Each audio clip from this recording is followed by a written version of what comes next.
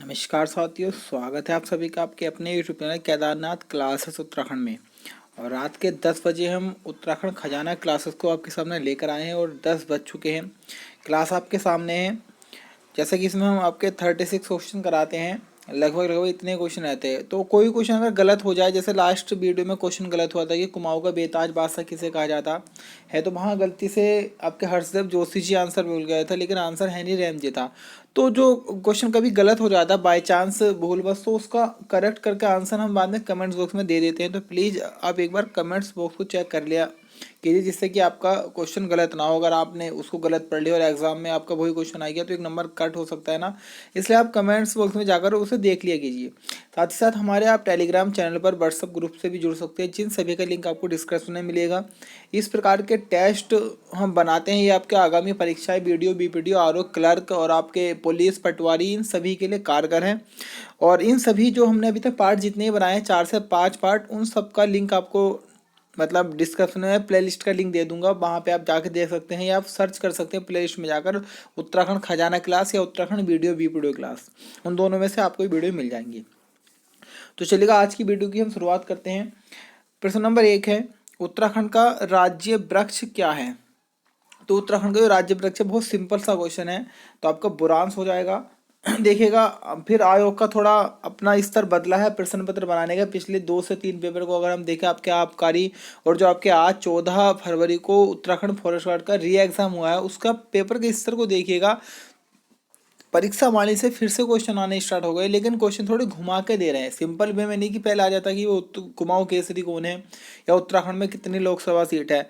इस तरह के क्वेश्चन नहीं आ रहे हैं, अब थोड़ा घुमा के मालूम कर रहे हैं, लेकिन लगभग लगभग 80 या 75% परीक्षा वाणी से रहा है। तो हमारे इसमें क्वेश्चन जो अधिकांश रहते हैं रिवीजन टाइप के क्वेश्चन होते हैं, कुछ अलग के क्वेश्चन रखते हैं। तो आप इसको वीडियो को देखोगे तो बहुत कारगर होगी आपके लिए। तो पहले प्रश्न का आंसर क्या है? बुरांस है। अगर हम बुरांस के बारे में बात करें तो बुरांस को नेपाल में गुरांस कहा जाता है। अगर मैं बात करूँ हिमाचल प्रदेश में इसे बुरांसो कहा जाता है, मेघालय में इसे तिनसा कहा जाता है, और कन्नड़ में इसे बिली कहा जाता है। अगर मैं बुरांस की बात करूँ तो साथियों आपका सदाबहार वृक्ष है। इसकी कुल जो प्रजाति पाई जाती है भारत में 87 प्रजाति पाई जाती है बुरांस की। अगर मैं इसकी बात करूँ इसकी कितनी ऊंचाई पे पाए जाते हैं, तो मुख्यतः जो पाए जाएंगे मुख्य रूप से आपके 1500 से 4000 मीटर की ऊंचाई पर आपके बुरांस पाया जाएगा। अगर मैं बात कर लूँ कि बुरांस के जो फूल होते हैं बुरांस वृक्ष के, उसका रंग कैसा होता है, तो चटक लाल उनका रंग होगा। और 11,000 अगर फीट या 11,000 आपके मीटर की ऊंचाई पे हम जाए तो वहां पर इसका रंग कैसे मिलता है, आपका सफेद रंग देखने को मिलेगा। तो क्वेश्चन बन सकता है कि कितने मीटर की ऊंचाई पर जाने पर बुरांस के फूलों का रंग आपको सफेद मिलेगा देखने को, तो 11,000 से अधिक मीटर, 11,000 मीटर से अधिक की ऊंचाई पर। एक और इम्पोर्टेंट क्वेश्चन अगर हम बात करें बुरांस के बारे में, तो वर्ष 1974 में बुरांस को संरक्षित वृक्षों की श्रेणी में रखा गया था। तो ये भी क्वेश्चन आपके लिए इंपॉर्टेंट है। क्वेश्चन नंबर 2 है, लॉन्गस्टाफ हॉल किस जनपद में स्थित है? तो लॉन्गस्टाफ हॉल की हम बात करें तो साथियों ये आपका चमोली जनपद में स्थित है। अभी क्वेश्चन आया था बिरथी जलप्रपात कहाँ पर है, तो आपके मुनस्यारी क्षेत्र में आता है बिरथी जलप्रपात। ये मैं आपको पीछे भी वीडियो में करा चुका हूँ। ये आज के पेपर में आया था, जिसकी ऊंचाई आपकी 126 मीटर है। मुनस्यारी पिथौरागढ़ में आता है। क्वेश्चन नंबर 3 है, भानुमती जल स्रोत किस जनपद में स्थित है? तो भानुमती जल स्रोत की हम बात करें तो बच्चों ये आपका पौड़ी गढ़वाल जिले में स्थित हो जाएगा। ऑप्शन सी है क्या हमारा, बिल्कुल सही है। क्वेश्चन नंबर 4 है, सूल कुंड किस जनपद में है? तो सूल कुंड की अगर हम बात करें तो ये आपका जिला उत्तरकाशी में मिलेगा देखने को। तो हमारा सी ऑप्शन क्या है, बिल्कुल सही है। क्वेश्चन नंबर 5 है, तिलारी नरसंहार घटित हुआ था, यानी कि किस तिथि को तिलारी नरसंहार हुआ था? तो ये आपका 30 मई 1930 को हुआ था। इसमें अगर हम बात करें तो एक राजा रहे पवार वंशीय नरेंद्र शाह जी। तो उल्लेख मिलता है कि नरेंद्र शाह जी के कार्यकाल में एक वन कानून आया था, और उस वन कानून में नियम बना था कि जो इस क्षेत्र के टिहरी क्षेत्र के किसान हैं, उन किसानों की भूमि को भी वन क्षेत्र में शामिल कर दिया जाएगा। इसको लेकर काफ़ी विरोध हुआ, व्यक्तियों ने विरोध किया, किसानों ने विरोध किया। इसके लिए कई कमेटियां भी गठित हुई। तो कहा जाता है कि नरेंद्र शाह जी यूरोप गए हुए थे और उनका जो एक कर्मचारी था, तो उसका नाम था चक्रधर जुयाल। तो उस चक्रधर जुयाल ने ऑर्डर दे दिया था कि जब आंदोलन कर रही थी जनता, आम जनता, कि उस पर गोली चलाने के लिए, तो उसमें बहुत पब्लिक आपके मरी थी या शहीद हुई थी। तो तभी से उल्लेख मिलता है कि ये नरसंहार आपके 30 मई 1930 को देखने को मिला था। कई बार इसी कारण हम बोलते हैं जनरल डायर की संज्ञा दी जाती है चक्रधर जुयाल को। हालांकि नरेंद्र शाह जी का उसमें हाथ नहीं था, उनके कर्मचारियों का हाथ था सारा कुछ इस नरसंहार में। क्वेश्चन नंबर 6 है, हरेला क्या है? तो हरेले की हम बात करें तो बहुत इजी क्वेश्चन है। हरेला क्या है? एक प्रकार का पहाड़ी त्योहार है। अगर मैं इसमें बात करूँ हरेले के बारे में, तो उल्लेख मिलता है कि हरेला त्योहार से 10 दिन पहले एक बर्तन में मिट्टी डाल के उसमें 5 7 या 9 प्रकार के बीज बो जाते हैं, जैसे आपके मक्का, धान, गेहूँ, इस प्रकार के। उसके बाद में जिस दिन हरेला त्योहार होता है, उस जिसमें उस बोते हैं उस मिट्टी को काट कर आपके भगवान शिव, पार्वती, कार्तिकेय और गणेश जी पे चढ़ाते हैं, उसके बाद में पूजा करते हैं। तो इस प्रकार से है। और ये जो मनाया जाता है श्रावण माह के प्रथम दिन में मनाया जाता है, ये भी आपको याद रखना है। क्वेश्चन नंबर 7 है, उत्तराखंड की महिलाओं का प्रसिद्ध परंपरागत आभूषण तिलहरी कहाँ पहना जाता है? तो काफी अच्छा क्वेश्चन, इंपोर्टेंट भी है। तो तिलहरी जो पहना जाएगा वह आपके गले में पहना जाता है। आपको सी ऑप्शन क्या लगाना है? आंसर लगाना है। क्वेश्चन नंबर 8 है, उत्तराखंड का ऐसा मंदिर जहां रावण की पूजा होती है? तो उत्तराखंड का ऐसा एकमात्र अगर हम बात करें तो बैरास कुंड मंदिर जो कि आपका चमोली में है। इस जगह पर आपके रावण, जो कि लंकापति रावण थे, उनकी पूजा की जाती है। तो ए ऑप्शन क्या होगा हमारा? सही होगा। क्वेश्चन 9 है, प्रसिद्ध शैलचित्र वाली लाखू गुफा या लाखू डियार, हम इसे बोल देंगे लाखू गुफा या लाखू डियार, बात ये की है ये कहाँ स्थित थी? तो बड़ा हल्का क्वेश्चन है, बहुत बार एग्जाम में बन भी चुका है। तो ये आपका साथियों अल्मोड़ा जिले में स्थित है। अल्मोड़ा में है लाखू गुफा। अगर मैं इसकी बात करूँ खोज के बारे में, तो देखिएगा अलग अलग बुक में अलग अलग तरह दे रखा है। एक बार एक जगह 1963 भी देखने को मिलेगा, 1968 भी मिलेगा। तो दोनों आपको याद रखना है, 1963 या 68 में इसकी खोज हुई थी। और MP जोशी जी के द्वारा लाखों गुफा की खोज की गई होगी। अगर मैं बात करूँ लाखों गुफा के बारे में, तो वर्ष 1992 में भारतीय पुरातत्व के अंतर्गत इसे लाया गया था, यानी कि जो इसके संरक्षण की जिम्मेदारी थी 1992 से, वह भारत सरकार की रही थी। लाखों गुफा की मैं बात करूँ तो सुयाल नदी के तट पर यह गुफा स्थित है। और एक क्वेश्चन और बनता है एग्जाम में कि जो लाखों गुफा से हमारे चित्र प्राप्त हुए हैं वे किसके समान है? तो आपके मध्य प्रदेश में गुफा है भीमबेटका गुफा। उस भीमबेटका के गुफा के चित्र और लाखों गुफा के चित्र, इन दोनों में समानता देखी गई है। क्वेश्चन नंबर 10 है, महाभारत में कैलाश पर्वत को क्या कहा गया है? तो महाभारत की हम बात करें तो महाभारत में कैलाश पर्वत को हेमकूट के नाम से जाना गया है। आपका ए ऑप्शन क्या हो जाएगा? बिल्कुल सही हो जाएगा। क्वेश्चन नंबर 11 है, लिपुलेख दर्रा स्थित है, यानी किस जिले में आपका लिपुलेख दर्रा है? तो मैं पहले भी कई बार बता चुका हूँ। लिपुलेख दर्रा आपका पिथौरागढ़ में स्थित है, जो कि आपका पिथौरागढ़ और तिब्बत क्षेत्र को जोड़ता है।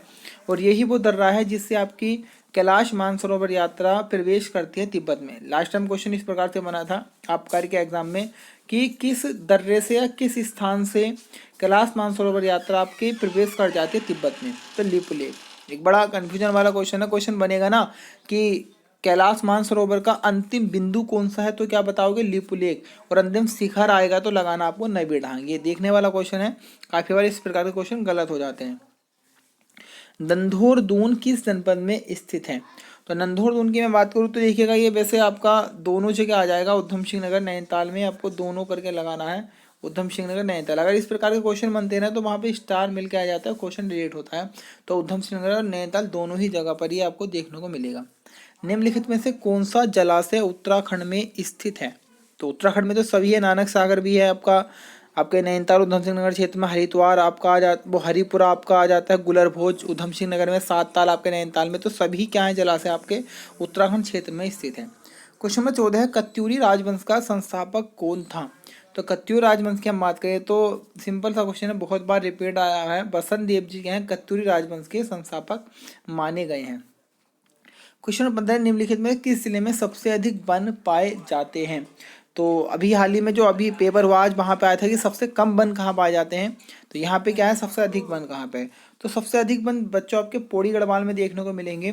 पौड़ी गढ़वाल में सर्वाधिक वन भी हैं। पौड़ी गढ़वाल में ही अगर मैं बात करूँ सर्वाधिक खुले वन है। पौड़ी गढ़वाल में सर्वाधिक मध्यम सघन वन है, मध्यम वन।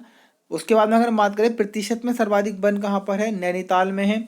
और अति सघन वन सर्वाधिक कहाँ पर है? नैनीताल में। न्यूनतम वन कहाँ पर है? यूएस नगर में है। न्यूनतम प्रतिशत में वन कहाँ पर है? यूएस नगर में है। उसके बाद में अगर हम बात करें सर्वाधिक झाड़ियाँ कहाँ पर आती है सर? तो सर्वाधिक झाड़ियाँ टिहरी गढ़वाल में आती है। तो ये आपको देख के चलने हैं, सारे प्रश्न इंपॉर्टेंट है एग्जाम की दृष्टि से। क्वेश्चन नंबर 16 है, प्रथम पद्म विभूषण प्राप्त करता है, यानी कि इन व्यक्तियों में से प्रथम सबसे पहली बार किसे मिला है? तो वैसे आपका 4 व्यक्तियों को मिला हुआ है उत्तराखंड में पद्म विभूषण पुरस्कार लेकिन यहाँ सबसे पहले की बात की गई है तो डॉक्टर घनानंद पांडे को 1969 में मिला था सबसे पहले पद्म विभूषण। उसके बाद में कुंवर सिंह नेवी को ब्रेल लिपि के संबंध में 1990 में मिला था। फिर भैरव दत्त पांडे जी को मिला था 2000 ईस्वी में। तो ये आपको याद रखना है, इनका ईयर भी कई बार मालूम कर लेते हैं एग्जाम में। क्वेश्चन नंबर 17, उत्तराखंड के किस जनपद में नाना साहब जोगी के रूप में या जोगी के बेस में रहे थे? तो उल्लेख मिलता है उत्तरकाशी जिले में नाना साहब जी जोगी के बेस में रहे थे। तो बच्चों सी ऑप्शन क्या हो जाएगा हमारा? बिल्कुल सही हो जाएगा। क्वेश्चन नंबर 18, किस चंद शासक को मौलिक पुरुष कहा जाता है? तो कई बार देखिएगा बच्चे कंफ्यूजन करते हैं कि मौलिक पुरुष क्या है। तो मौलिक यानी कि मूल यानी कि सबसे पहले अगर हम बात करें तो संस्थापक की यहाँ पर बात चल रही है। मौलिक पुरुष दिया है ना, तो बहुत बार कंफ्यूजन हो जाता है कि मौलिक क्या आ गया। तो मौलिक आ जाए, मूल आ जाए, सर्वप्रथम आ जाए, संस्थापक आ जाए, तो एक ही बात है।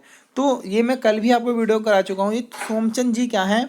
आपके चंद वंश के मौलिक पुरुष या संस्थापक माने गए हैं। क्वेश्चन नंबर 19 है, उत्तराखंड में बंदूक वाले मास्टर के नाम से किसे जाना जाता है? तो बंदूक वाले मास्टर जी के नाम से अगर हम बात करें तो लखपत सिंह रावत जी को जाना गया है, और इन्हें ही आपका जिम कार्बेट के नाम से, यानी कि इनका उपनाम जिम कार्बेट इन्हें दे दिया गया है। तो ये मैं आपको कल भी बता चुका था वीडियो में क्वेश्चन नंबर 20 है, मुकुंदी लाल संग्रहालय किस जनपद में स्थित है? तो मुकुंदी लाल संग्रहालय की हम बात करें तो बच्चों पौड़ी गढ़वाल डिस्ट्रिक्ट में आपको देखने को मिलेगा। हमारा ए ऑप्शन क्या हो जाएगा? बिल्कुल करेक्ट है। क्वेश्चन नंबर 21 है, निम्न में से कौन सी नदी केदारनाथ से रुद्रप्रयाग तक बहती है? तो बड़ा सिंपल क्वेश्चन है आपका, मंदाकिनी नदी आपके केदारनाथ से रुद्रप्रयाग तक बहेगी। ऑप्शन डी हमारा क्या है? आपके मंदाकिनी। उसका रुद्रप्रयाग में जाके अलकनंदा मिल जाती है और अलकनंदा का संगम बन जाता है अलकनंदा मंदाकिनी का रुद्रप्रयाग में। निम्नलिखित में किस थारू शोक पर्व के रूप में मनाते हैं? थारू की हम बात करें तो दीपावली को शोक पर्व के रूप में मनाते हैं। ऑप्शन बी हमारा सही है। लास्ट टाइम क्वेश्चन आया था कि लठभरवा भोज किस जनजाति में होता है? तो विधवा विवाह के अवसर पर थारू लोग ही लठभरवा भोज को करते हैं। क्वेश्चन नंबर 23 है, डोरियानी हिमनद किस जनपद में स्थित है? तो डोरियानी अगर हिमनद की हम बात करें तो ये डोकरानी है, ये डोरियानी है वास्तव में। डोकरानी लिखा है, डोरियानी है। तो डोरियानी हिमनद की हम बात करें तो इसका आंसर हो जाएगा आपका डी, इनमें से कोई नहीं, क्योंकि ये आपका कहाँ पे स्थित है? उत्तरकाशी में स्थित है। आपका गंगोत्री, यमुनोत्री, बंदरपोश, डोरियानी ये सभी कहाँ पर है? आपके उत्तरकाशी में ही स्थित हैं। और गंगोत्री तो आपका सबसे बड़ा आपका हिमनद या हिमनद को ही ग्लेशियर बोलते हैं। हिमनद बोल दो, ग्लेशियर बोल दो या हिप्रा बमक बोल दो, एक ही बात है। तो सबसे बड़ा जो ग्लेशियर है वो आपका गंगोत्री उत्तरकाशी में देखने को मिलेगा। डोरियानी भी कहाँ पर है? आपका उत्तरकाशी। तो इसका आंसर क्या हो जाएगा? डी। क्वेश्चन नंबर 24 है, गढ़वाल सर्वदलित परिषद का गठन किस सन में हुआ? तो गढ़वाल सर्वदलित परिषद का जो गठन हुआ वो आपका बच्चों 1928 में किया गया था। किसके द्वारा किया गया था? जयनंद भारती जी के द्वारा किया गया था। तो हमारा सी ऑप्शन क्या है? बिल्कुल सही हो जाएगा। क्वेश्चन नंबर 25 है, टिहरी राज्य का भारतीय संघ में विलीनीकरण किस वर्ष हुआ? यानी कि टिहरी जो आपकी अलग रियासत थी उसे भारत में कब विलय किया गया, कब मिलाया गया? तो ये आपका 1949 में किया गया था। बहुत ईजी क्वेश्चन है, बहुत बार आया हुआ है। तो आंसर क्या हो जाएगा हमारा? 1949। क्वेश्चन नंबर 26 है, बेदनी बुग्याल स्थित है। तो बेदनी बुग्याल की हम बात करें तो ये आपका चमोली जिले में स्थित है। हमारा ए ऑप्शन क्या हो जाएगा? बिल्कुल सही हो जाएगा। क्वेश्चन नंबर 27 है, हरिद्वार का प्राचीन नाम क्या है? तो हरिद्वार की हम बात करें तो इनके कई सारे नाम है। इसमें से अगर बात करें तो मायावती या गंगा द्वार के नाम से जाना गया है, फिलहाल ऑप्शन के अकॉर्डिंग अगर हम चाहे तो। क्वेश्चन नंबर 28 है, ऋषि घाटी कहाँ स्थित है?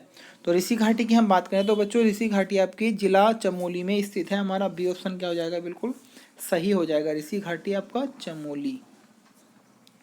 क्वेश्चन नंबर 29 है, स्लोगन यानी कि वाक्य या नारा बोल दो, हिमालय बचाओ देश बचाओ किससे संबंधित है? यानी कि हिमालय बचाओ देश बचाओ को नारा किसने दिया था? तो बहुत इजी क्वेश्चन है, आपके सुंदर लाल भौगोड़ा जी ने इस नारे को दिया हुआ है, स्लोगन को। तो हमारा बी ऑप्शन क्या हो जाएगा? बिल्कुल सही हो जाएगा। क्वेश्चन नंबर 30 है, उत्तराखंड की सर्वाधिक लंबाई वाली नदी कौन सी है? तो आपकी जो सर्वाधिक लंबाई वाली नदी है वो आपकी काली नदी हो जाएगी, जो कि आपके लिपुलेख दर्रे के पास एक स्थान है। उस स्थान से आपका काला पानी नामक स्थान है, काला पानी नामक स्थान से काली नदी निकलती है। काली गंगा भी इसी का नाम है, शारदा भी इसी का नाम है।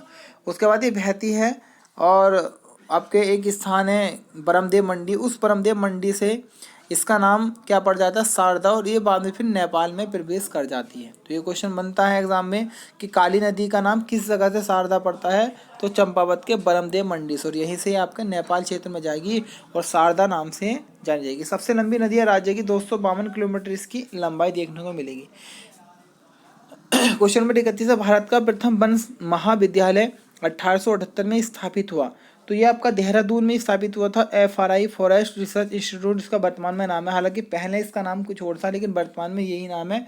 तो आपका क्या हो जाएगा बच्चों, ऑप्शन ए सही हो जाएगा आपका, FRI देहरादून। क्वेश्चन नंबर 32 है, गढ़वाल के पवार शासकों की प्रथम राजधानी कौन थी।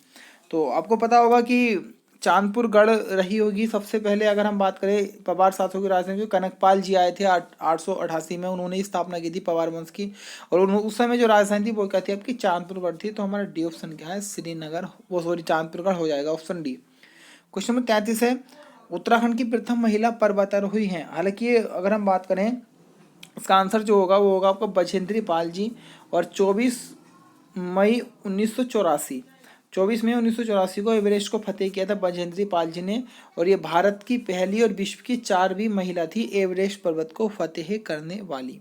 आपको आंसर में ये बताना है कि जो बछेंद्री पाल है इनका संबंध किस जिले से है, इनका जिला आपको बताना है। देखते कितने बच्चे इसका आंसर दे पाएंगे। क्वेश्चन नंबर 34, शिवानी विश्वकर्मा किससे संबंधित है। तो शिवानी विश्वकर्मा की हम बात करें तो आपको पता होगा, आपने नाम सुना होगा रणवीर सिंह बिष्ट के बारे में, तो वो आपके चित्रकार से संबंधित है, और आपकी शिवानी विश्वकर्मा भी किससे संबंधित है, आपकी चित्रकारी से ही ये भी संबंधित है। तो हमारा सी ऑप्शन क्या हो जाएगा, सही हो जाएगा। अगर हम बात करें चित्रकारी के बारे में तो मुगल काल में चित्रकारी का स्वर्ण काल जहांगीर जी के काल को कहा गया है, और अगर क्वेश्चन बनेगा मुगल काल में स्थापत्य कला का स्वर्ण काल किसके काल को कहा गया, शाहजहां के शासनकाल को कहा जाता है। क्वेश्चन नंबर 35 है, चित्रेश्वर मंदिर किस जनपद में स्थित है।